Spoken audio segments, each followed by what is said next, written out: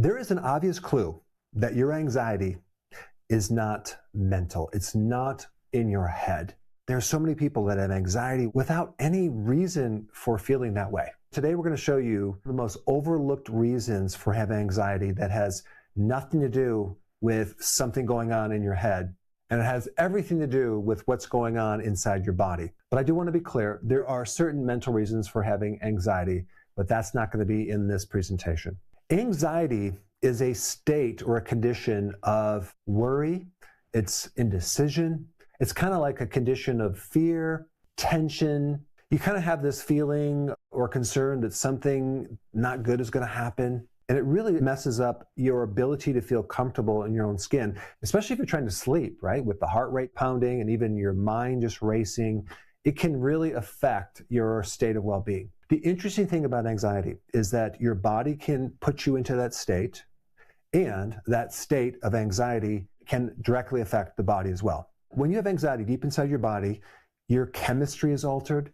You have all sorts of physiological things that are happening that keep your body in a state of fight or flight. That would be different than the system rest and digest, which allows you to feel calm and sleep through the night and not have so many worries. There actually is a test to measure how much of this sympathetic nervous system that you're in at any given time. It's called heart rate variability, and you can get certain watches and devices to pick up that information. I used to use this technology in my practice all the time, and it's amazing. Some people would come in and they're literally sitting there calm, but the inside of their body is like someone has the foot on the gas pedal. They're just in total stress mode.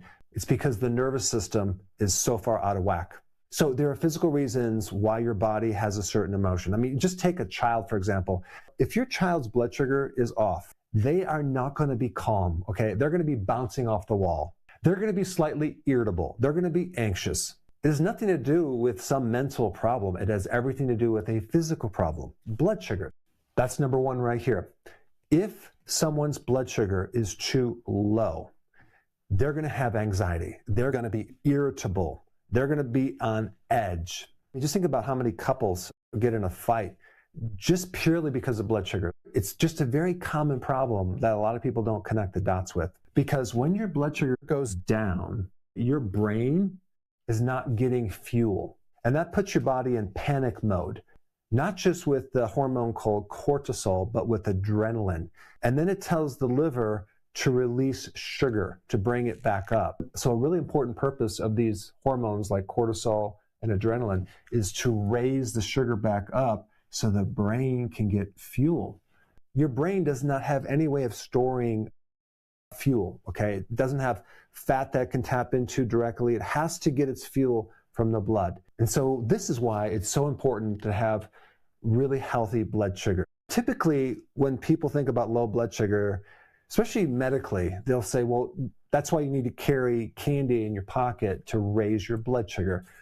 Huge mistake, because the blood sugar will go back up, but the question is, what's going to happen next? It's going to go back down, because the very reason why it went down in the first place is it's being pushed down by a hormone called insulin.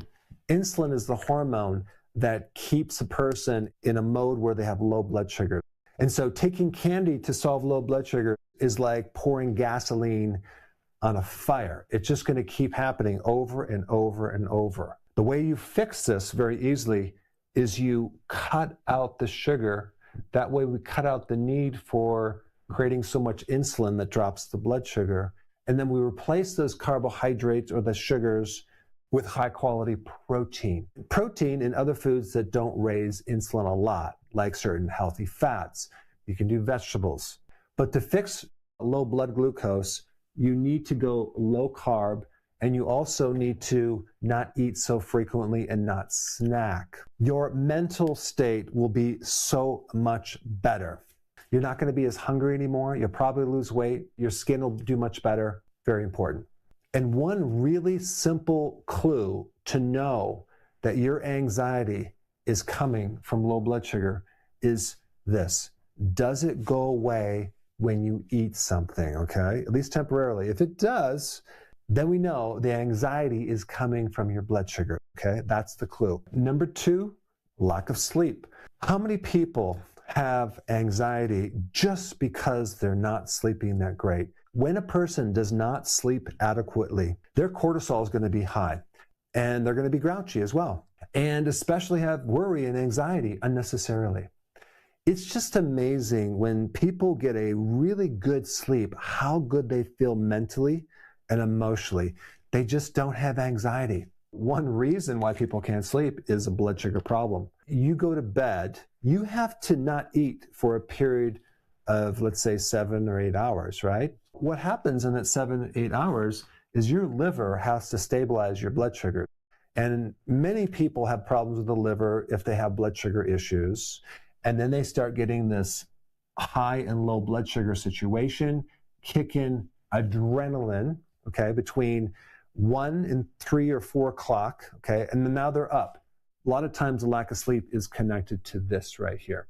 So a lack of sleep is not a mental problem, okay, it's a physical problem that's causing a mental effect, okay, anxiety. Next one is low vitamin B1. This is called thiamine.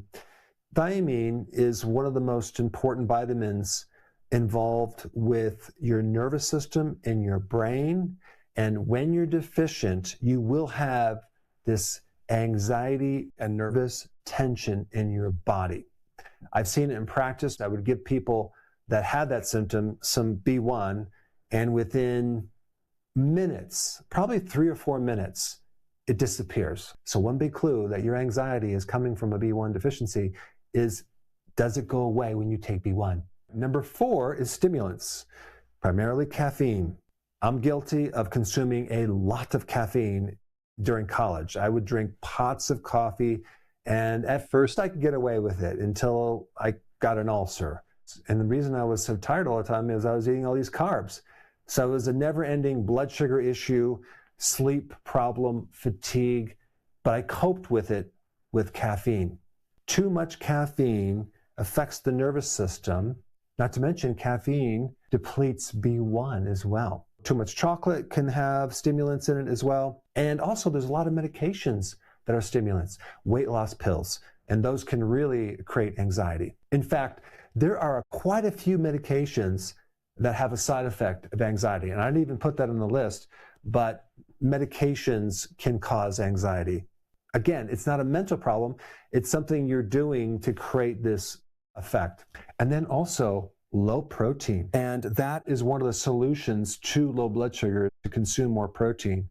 But you have to realize the reason why we need so much protein is not for fuel, but to replace all of our biochemistry, the neurotransmitters, certain hormones. All of our biochemistry is built with the foundation of protein. When you do not consume enough quality protein, so many things suffer. And it's really difficult to get sufficient protein through plants. And this is why many people who do more of a vegetarian or vegan diet suffer from a high quality amino acid deficiency. But the great majority, after a period of time, need more high quality amino acids. I'm talking about animal protein. And then when they do that, they're amazed how their mood gets elevated. It pulls them right out of this anxious state. So again, a physical reason for a mental anxiety symptom. And the big clue is, does your anxiety go away when you consume more protein? And if it does, then that's the cause.